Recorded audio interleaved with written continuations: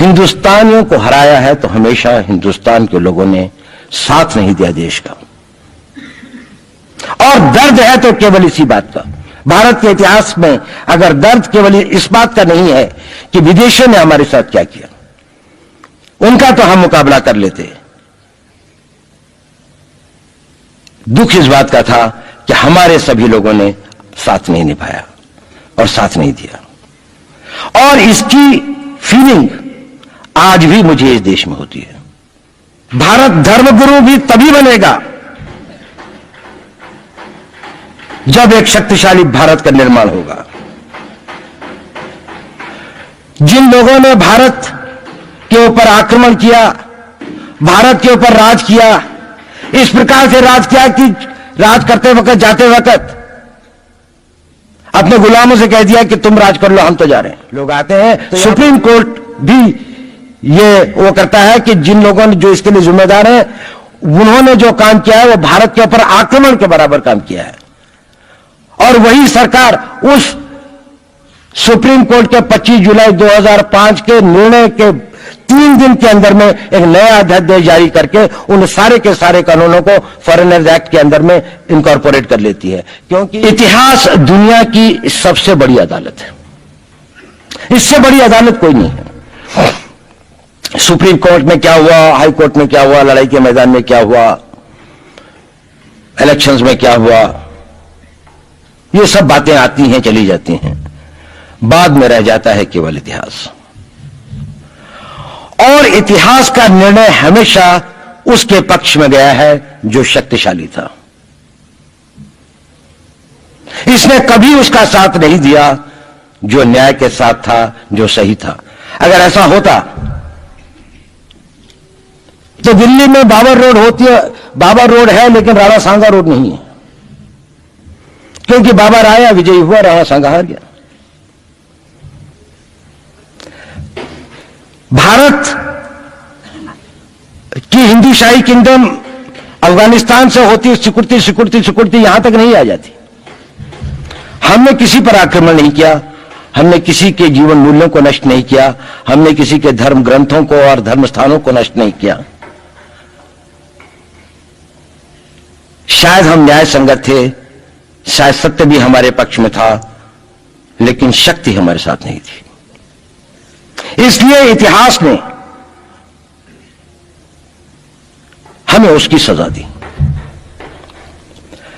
इतिहास ने हमेशा उनको सजा दी जिन्होंने विचारों को कर्म से और न्याय को शक्ति से अधिक महत्व दिया।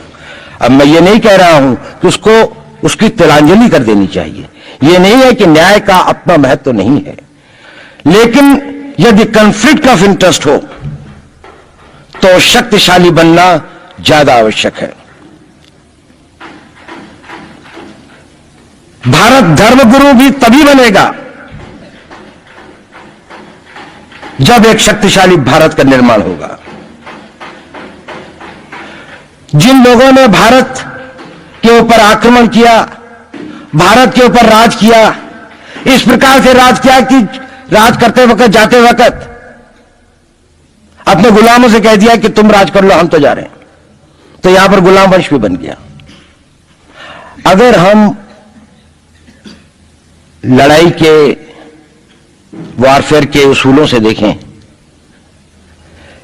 कि किसी भी राष्ट्र की जो कॉम्प्रिहेंसिव स्टेट पावर होती है, किन चीजों से वो लड़ाई लड़ता है, जिसको हम कहते हैं कि ये शक्तिशाली है, दूसरा शक्तिशाली नहीं है, क्या वो अवयव होते हैं उसके, क्या घटक होते हैं उसके। तो भारत के पास जनशक्ति, धन शक्ति, ज्ञान की शक्ति, टेक्नोलॉजी की शक्ति, और जिन लोगों ने आक्रमण किया उनकी शक्ति को अगर हम ये देखें तो शायद 1 और 1000 का अनुपात भी नहीं होता। लेकिन उसके बाद भी हम वो नहीं कर पाए। और ये प्रश्न भी किसी ने पूछा, उस पर मैं आऊंगा बाद में। निवेदिता जी ने उसका बहुत अधिक उत्तर दिया, बहुत अच्छा उत्तर दिया था कि क्या कारण है, किसके कारण भी हम लोग इस लड़ाई में, इतिहास ने हमारे साथ या हमारे पक्ष में न्याय नहीं दिया। क्या कारण है कि कश्मीर में हम लड़ रहे हैं, जिन्होंने हमारे ऊपर आक्रमण हो रहा है, हमारे ऊपर बाहर से लोग आकर वायलेशन हमारे बॉर्डर का करते हैं, इन्फिल्ट्रेटर्स हमारे यहां आते हैं, जबकि पूरा का पूरा कश्मीर भारत का भाग है, अभिन्न भाग है। कानून के अनुसार वहां के राजा ने यह हस्ताक्षर किए, हमें दिया।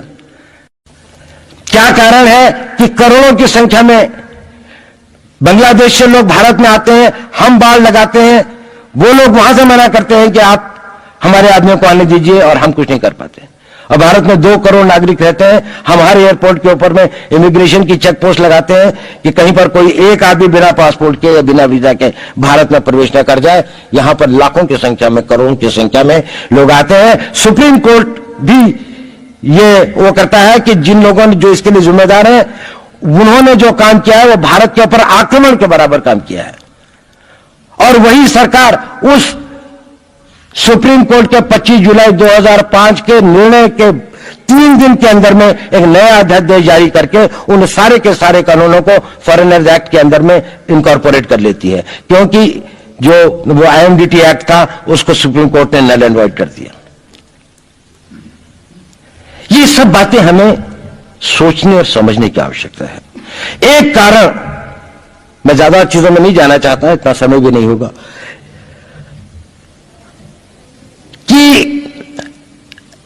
भारत विदेशों से इतना नहीं हारा। अंग्रेजों ने भारत के खिलाफ कोई लड़ाई ऐसी नहीं जीती जिसमें कि अंग्रेजों की फौज में भारतीय सिपाही नहीं थे।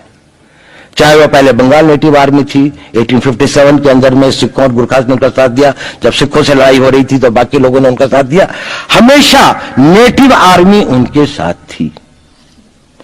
जब जब आक्रमण वेस्ट से हुआ, चाहे वो पार्थिव थे, चाहे हून थे, चाहे मंगोल आए, बाद में मुगल आए, तो लश्कर कहां बने? वो तो थोड़े से लोग आए थे। लश्कर बने काबुल में, जिस वक्त तो इस्लामाइज भी नहीं हुआ था, लाहौर में, सरहंद में। हिंदुस्तानियों को हराया है तो हमेशा हिंदुस्तान के लोगों ने साथ नहीं दिया देश का।